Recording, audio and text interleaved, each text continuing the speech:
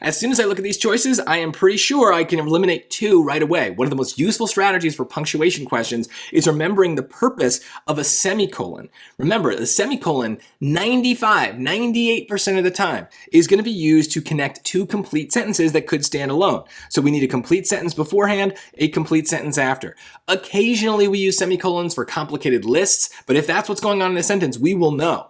Otherwise, I'm looking at that and I'm thinking, okay, if a semicolon is used to separate 2 complete sentences, so is a period. And this is a very useful strategy, especially if you are not confident with grammar. You can pretty much always eliminate 2 answer choices if you can notice what a semicolon does. So B and C are exactly the same. The period and the semicolon would both be used to separate 2 complete sentences. So since those choices are worded the exact same way and the only difference is the punctuation, they're basically the same choice. There would be no way to tell them apart, so therefore they must both be wrong because they cannot both be right. So we can cross both of them out. And now our decision is really just, do we need a comma or not?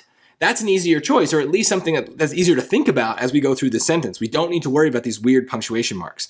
So I'm going to just start here. I know that I'm skipping a little bit, but basically, since I know it's a punctuation sentence structure question, I'm not interested in other sentences. I'm interested in the one that I have here. How is that one built? On songs like this thing, Lucasy Koper-Kaluk's guitar riffs effortlessly blend with Charlie Adams' delightful, catchy vocal melodies.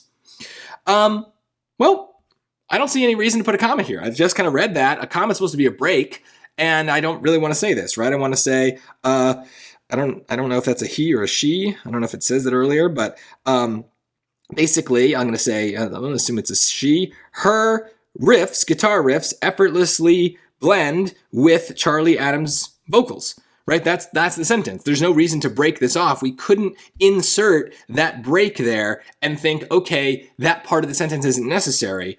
Lucasy's guitar riffs effortlessly blend.